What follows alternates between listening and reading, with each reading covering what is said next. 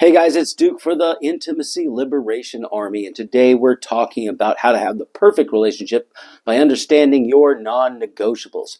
Let's jump right into it. We got this book I wrote a couple years ago called Dating with Confidence. It's over on the Amazon if you care to look up the workbook. But I'm going to give you all the stuff in here so you don't have to. Didn't log into my MacBook. Hold on. And in there, there's an exercise called listing the non-negotiables of a future relationship. Now, over the last 21 days or whatever, we've gone over who you are and your emotions and your value systems and your core everything in the self-awareness section of this whole big year-long course I'm doing. And then yesterday we started breaking into relationship requirements. So there's a concept I broke into yesterday about how your relationship is a third entity. There's you, there's them, and then there's the thing in the middle that you co-create together. And that relationship is maintained by both of your efforts on the way in. And larger relationships like team relationships or polyamorous relationships or multi-partner type of situations are a little bit different, but they're still the same thing. The relationship is maintained by the parts of everybody that's inside of them. And so we set a bunch of standards for who we are. We set a bunch of standards for who we want our partners to be and who we'd have to be to attract those kinds of people. And then we moved into what we want a relationship to look like. And yesterday we went through a whole bunch of stuff on your ideal relationship. And now today I want to talk about your relationship non-negotiables. This isn't like my partner should never be like this, right? Like my partner shouldn't cheat. My partner shouldn't be bad with money. My partner shouldn't I don't know, close me off sexually. Like that's your partner expectations. We did that a couple of days ago. Your relationship expectations. What are your non-negotiables in relationships? Yesterday we did the ideal relationship, like what do you want? And now, what are you not willing to put up with? So the traits and qualities that you are not willing to compromise in your relationship. And it could include qualities like honesty as a whole, like as a mindset, loyalty, commitment to family, intelligence, like the things in your relationship must grow and not be dumb, and much other stuff. So some examples of this are like, our relationship should always be a safe place to be honest in. That may or may not be applicable to you, but if that's something that you value, you're going to be able to screen for a partner that holds that value as well. So when they put their part into the relationship, they maintain the same type of relationship you're expecting and vice versa. So the relationship is maintained because the expectations of the relationship are clear. They're articulated well and everybody agreed. And so each human that's in the relationship puts in their requisite work in order to maintain the relationship as it's expected to be and as you've agreed on. So if honesty is a big deal to you and you want your relationship to be a safe place to be honest, then you have to make a number of things available so that that is true, right? Like if you value honesty so much and then you punish your partner whenever they're honest, then the relationship is not a safe place for the honesty to occur. And then what will happen is they will become dishonest, or at least masking, hiding, shielding, or withholding information because they don't want to piss you off. They'll be walking on eggshells. And so if you want your relationship to be a safe place for honesty, then you have to be able to handle the honesty in a way that allows it to flourish and allows, if I'm honest in a relationship and then my partner decides to fucking stab me and use it against me later, I will think twice about being honest next time. And not because I'm a liar, but because I want to avoid conflict or I want to not be punished or whatever. And that will make my relationship not a safe place to be. And so if you would like your relationship to be a place that's safe for honest communication, then you have to think about and articulate the ways that you're going to deal with things in that place. If your relationship is a sacred space that you guys can feel free to communicate to each other and be honest about things, then there has to be a little give, and you can't be reacting off of the initial understanding. Your mindset should be, if that's one of your goals, should be, okay, let me see if I completely understand this. And then you can negotiate on the behaviors and everything that you're going to have to take in order to make, what do you call it, collaborative decisions, so that that honesty can be upheld and everybody feels safe to do it. Another thing is loyalty. There's one thing to expect your partner to keep their promises, and that's more like integrity. And so a lot of times when you hear the TikTokers talk about loyalty, they mean they don't cheat. And that's fine. But that's not necessarily going to be the expectation of the relationship. It's usually it's part of your deal breakers list from 3 or 4 videos ago, where my partner should not be a cheater, right? And then that expectation is there. But your relationship, in order to foster an ideal of loyalty, then they should be clear. Your relationship should be clear on what is expected in that relationship. And part of it can be, I don't want you making out with other people. I don't want you sharing anything sexually with anybody else. I don't want you texting people. I don't want you having female friends that look at you some type of way. And when that happens, I'm going to have a conversation with you about it because it triggers my insecurities or whatever, right? Like those things have to be clearly defined so that you don't get betrayed because you didn't properly set up the expectations. Because what might be loyalty to you might not be loyalty to me, or what might be loyalty to your partner, you may not have a second thought about. Like that's not a thing. Like for instance, I have set up my relationship in my current status to where I can go out and make out with girls and do stuff because for a long time we had it fully open and I could just do whatever the fuck I wanted. And then now we're working a little bit more on a monogamous sexual side, but because I am still a professional dating coach and pickup artist, I still go wingman for my boys and stuff, and I can have a little leeway on the adventures, but we made that very clear, right? I'm not looking for another partner per se at the moment. I'm not looking for anybody who could replace her at the moment, and so we kind of made that clearer last year, and then I've been loyal to that because it's part of my integrity. I said I'm going to do this, I'm going to do this, and then if I ever need to come renegotiate that for any particular reason, then we can have that conversation, and we agreed to be able to have that conversation again in the future. And so because everything is very clear the way that we laid it out for each other, and we co-created a solution that was able to allow me to be me and do what I'm going to do, as well as allow her to feel special and cherished and all that other stuff. So that clarity has made that loyalty thing a non-issue for both of us, because we both engineered the expectation of our relationship so that we both knew the rules and what to expect. And so then now it's not really an issue. It's never been a big deal because we're always openly communicative about it.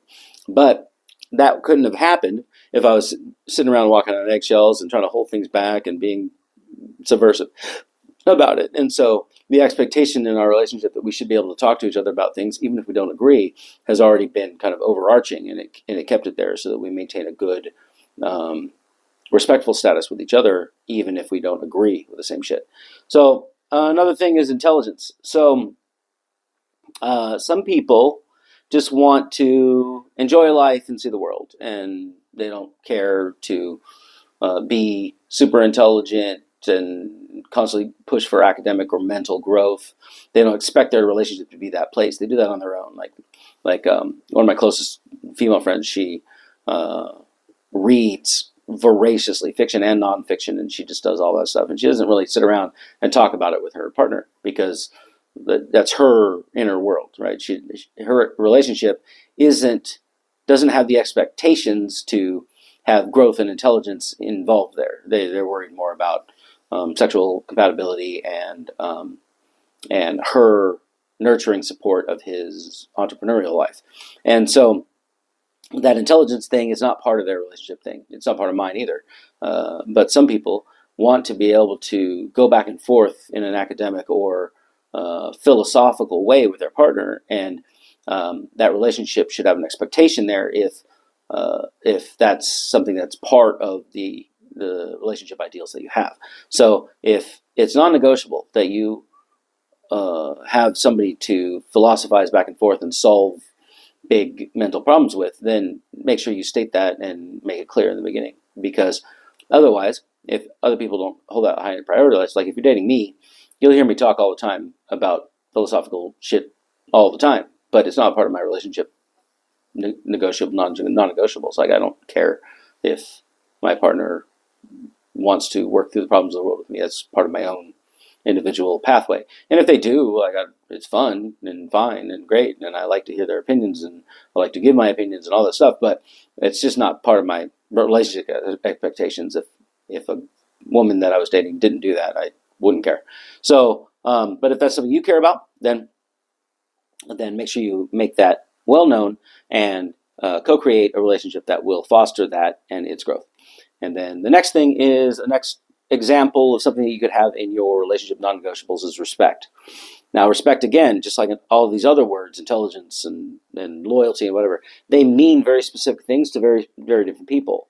So what is your version of respect? Like when you're doing all your introspection stuff in your journal, like what does respect mean to you? Does it mean they never talk back? Does it mean they never talk to you with a disrespectful tone? What does that mean? Is it what is the intention behind it? And are they ever allowed to voice that intention? Is there a better way to do that? I was talking to one of my clients yesterday about, I think I talked about this yesterday too, where he was telling his fiance that she made him feel belittled and inadequate when she talked to him in a very specific way, and she's very critical, right? And I said, look, she should be able to voice her opinions, and if she sees something coming that she's unwary of, then she should be able to tell you that.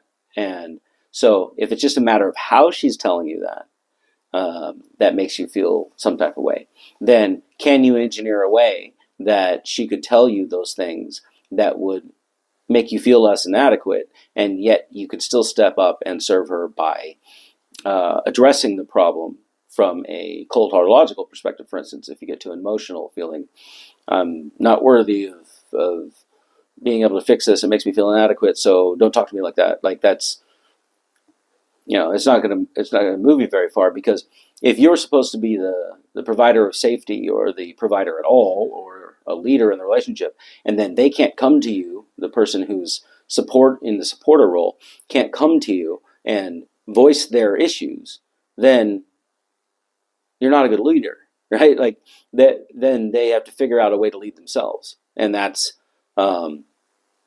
what causes the breakdown in polarity at some point. So that's not going to be useful in growing the relationship. So if respect is a thing, define what respect means, especially situationally, like how they speak to you, how they deal with their own issues, and how they involve you in that stuff. There was a time I was dating this girl. She would have these anxiety attacks, and she would go into handle it, survival, fight, flight, freeze type of mode, and she would flip out, and then she would turn to the nearest person, and often it was me because I was around a lot, and she would just tear into them and blame them for everything that was going on. And I was like, okay, look, first off, that's not my fault. Secondly, there's not much I can do about it. And third, I don't even know why you're yelling at me. Like, what is happening? And so very often in the moment, you can't fix those things. You have to approach them later when the depression, the anxiety, the whatever is calmed down, right? Especially with dismissive avoidance. Like you can't, when they're trying to pull control so that they can feel not out of control and overwhelmed, you can't fix the thing that's making them feel overwhelmed until they get control back, and then they can speak with an even keel, because right then they're in fight, flight, freeze. They don't give a fuck about the logical or the future projection or anything. They want to feel less chaos now. And so Very often with those people, you just sort of let them fix it themselves, so they have their autonomy back, and then you come back later and be like, look, I want to talk about this. I don't like being spoken to this way because it makes me feel this way. Let's co-create a solution that you can still voice your opinions, but I don't feel like I'm at the brunt of your anger at the time because I don't deserve that, and that's not what I'm here for. And then you can have that conversation then. You can't have it right there in the moment because otherwise you have to resort to kind of like fear tactics and intimidation and straight, raw, toxic masculinity, which works, but it's not a long-term solution. So figure out what you think respect is, and then figure out how you would define it in a way that you can say, okay, in a relationship, this is the space where I must always feel like I am capable. Because if I'm not capable, then your expectation of me to handle shit is going to get undermined. Then you're going to lose respect for me. You're going to minimize my influence there. You're going to have to do a bunch of shit on your own, and then our intimacy is going to you're going to lose attraction and shit. So we can't have that. We need you to trust me to handle the solution to the situation, even if I make mistakes. And if that's the role that we've chosen for each other, the relationship must support that. If we can't, it's non-negotiable for a woman who's decided that I'm in the leader role and I need to fix the problems. If we've agreed on that, it's non-negotiable that she can't undercut me and try to make me not fix the problems and think she has a better idea. If she's going to do that, she has to take the supporter role and say, okay, here are the things I were thinking that could fix that. Please take these under consideration. And then, yes, I will take them under consideration. Then I'll make the final decision. And I don't say that's right for every man, woman, masculine, feminine relationship. But when you agree on roles together, the relationship has to support it. And you can't be stepping on each other's toes in the same environments or the same context. Like, there are many areas where my partner wears the pants, and she is a boss bitch, at her job and all of her, all the social things that she does. She's fucking hardcore alpha female, whatever, right? But if it ever comes a time for her to out alpha me on a difference of opinion, that can't happen because otherwise, because we tried that before. I was like, all right, well, you do what you want, and then we'll come back and reevaluate in 3 months. And I do a lot of those kind of experiments in all my relationships. And we figured out that when I'm not making decisions and taking care of shit, she's not sexually attracted to me. So we said, okay, we're going to put that back and bring the polarity back and that means that when there's a problem, I can't hand it off to her. I have to go figure it out. And I can ask her for her thoughts on it, and then I have to make the decision. And when there's a big problem, she has to not make the decision and take action. She has to consult with me first. If she wants me in the role of leadership and decision maker and to handle shit, then I have to handle shit, and she has to let me handle shit. And so we've agreed on that, and then now there's a lot less conflict in the when problems come up. She'll be like, okay, I need you to handle this, please. And she won't say it in a disapproving, a blaming, and she won't talk down to me when she asks. And because she doesn't, I can take the data in without getting triggered off and feeling like I'm getting guilt tripped or whatever, and then solve the problem very quickly. Generally, if she was to use these other tactics, what I grew up with, that I have all the childhood trauma from, the guilt tripping and the religious rule setting and all that stuff that I grew up with, if she says it in that way, I have to take 5 moments and figure it out and be like, okay, the content of what she's asking is this. I don't like feeling blamed. I don't like feeling all this other stuff. But the content is this. And it takes me much longer to address the problem because I have to address my internal trauma because she decided to trigger it. And it doesn't mean that I don't fucking handle shit. It just takes me longer. It's a lot more stressful and it's dumb. So I had that conversation. I said, when you do this, I feel like this, and then it takes me longer to figure it out. And I feel inadequate after a while, and then I don't even want to try anymore. So I want to keep wanting to try. So can you address me in this way instead? And she's changed it all up. Now she doesn't use all these weird emotionally abusive tactics that she did in the beginning of our relationship, because I was like, okay, I'm in this for the long haul. So I want this to work, and it's not going to work if you keep fucking taking me out of the knees. So let's stop doing that. And since it's not effective anyway, let's co-create a better, more effective way to deal with issues and your communication style when we're dealing with this. And at the same time, I'll step up and assume the role of handling shit at all times, whether or not you make me feel good. And then over time, you'll begin to trust my ability to handle shit. And that's what happened. It took a few months of me actually maintaining handling shit over and over and over again. And then she finally allowed me to do that without feeling like she had to take everything on for herself and be fully autonomous. And that created a bond and intimacy in our relationship. And we grew a whole lot because of that. Just because I decided to communicate rather than be passive aggressive or resentful that she continued to act this way, even though it made me feel bad.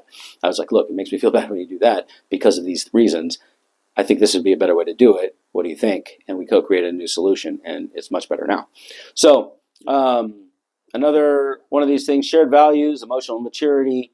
So that's the other examples of things. Like if you have shared values, like you got to take our kids to church and all that kind of stuff. If you had shared values like we were on the same political spectrum. Oh, I was like, there's bird sounds. Where's that coming from? She turns on the TV with these YouTubes for the birds, for the cats. And the cats will watch the birds on the TV all night. It's ridiculous. Anyway, shared values, emotional maturity.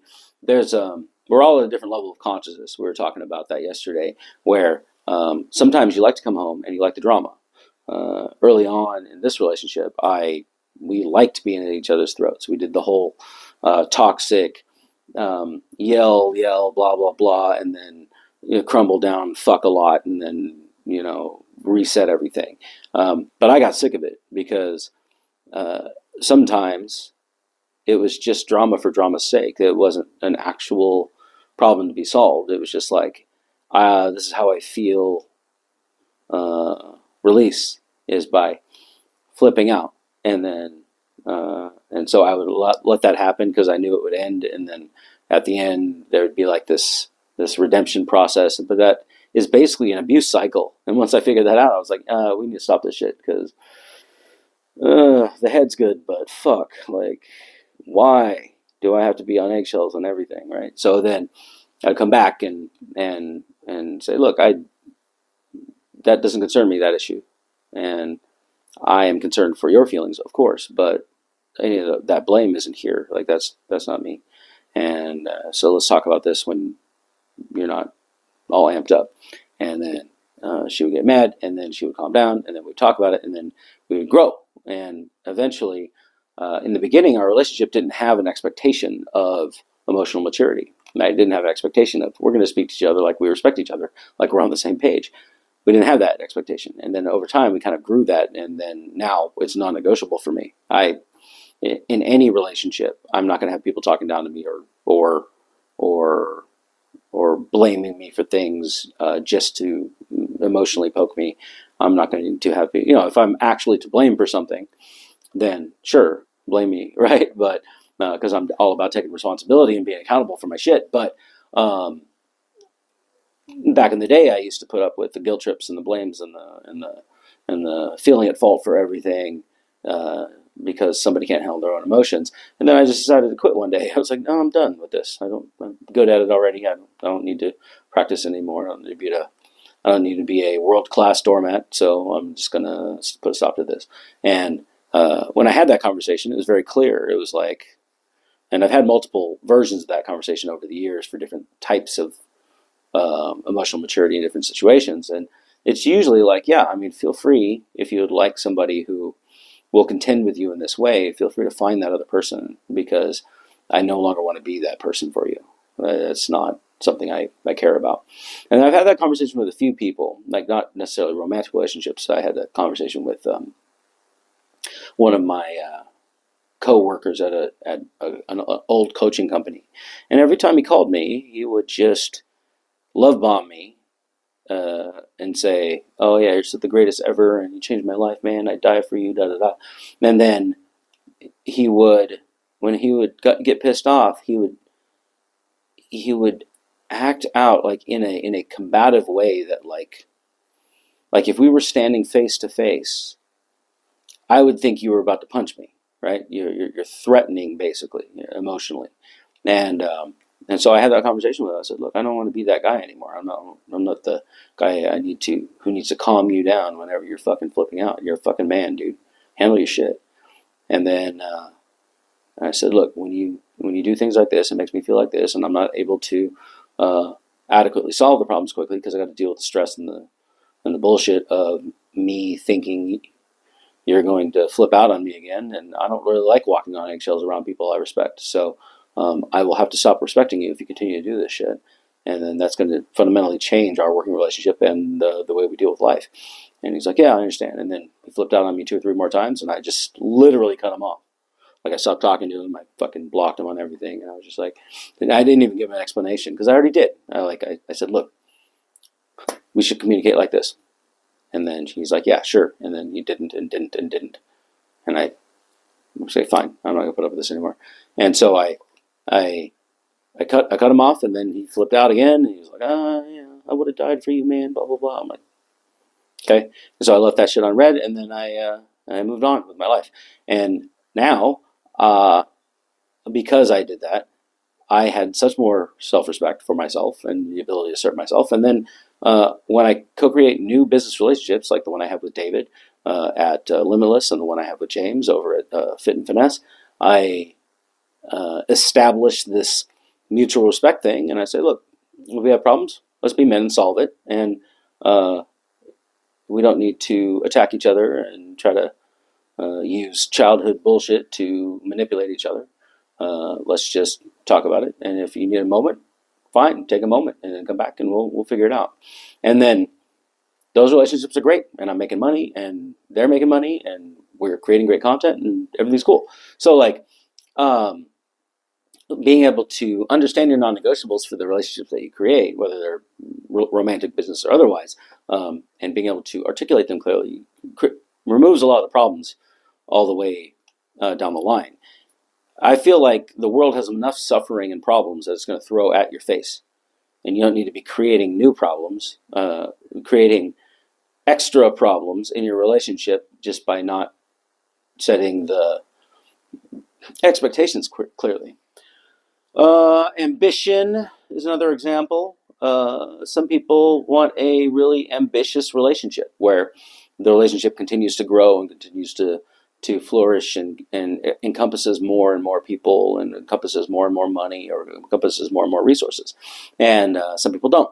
I don't give a fuck if my relationship continues to amass more resources or impact people because that's part of my personal mission. Like I will continue to make content, coach people, write books, whatever, with or without a partner. I don't care if they support me on that shit. The relationship has no expectation for that. But in the relationship growth category, if you want, I always want my relationship to be deeper and more intimate, and that's an expectation I have for my relationship. So if you're doing things to roadblock that, I'm going to address them, and I'm going to assert myself and be like, look, I would like to be much more intimate with you. Off into the future when we're 80 and sponge bathing each other and I'm cleaning your shit out from, under the bed or whatever. I want to have the deepest, fucking most powerful love I've ever had for anybody. And I want to grow that in day by day moments over time while we're on our way there. And I want to reap the benefits of that growth as we're moving forward. And if they don't agree with that and that's non-negotiable for you, then you need to find somebody who's going to agree with you on that. Otherwise, your relationship is going to always be not satisfying for you because that's your standard, and your standard in the relationship is not being met. If they're not bringing their part to the table in order to meet that standard, then you're going to be fucking stuck in a prison rather than in a relationship. And so another thing is compassion. We have a big impasse. I was telling you yesterday, like, I have compassion for people who are in complete and utter disarray, and I have a compassion for people who are working their asses off. And I don't really have a compassion for like victim mentality, people who aren't trying to pull themselves up by their bootstraps. I don't really have a lot of compassion for that. And my partner, she has a bleeding heart for everybody. She's super compassionate about everything except for when they're not meeting their expectations. Like, so when people are working their asses off, but they're being fake about it, she doesn't respect that at all. She doesn't have compassion for those people.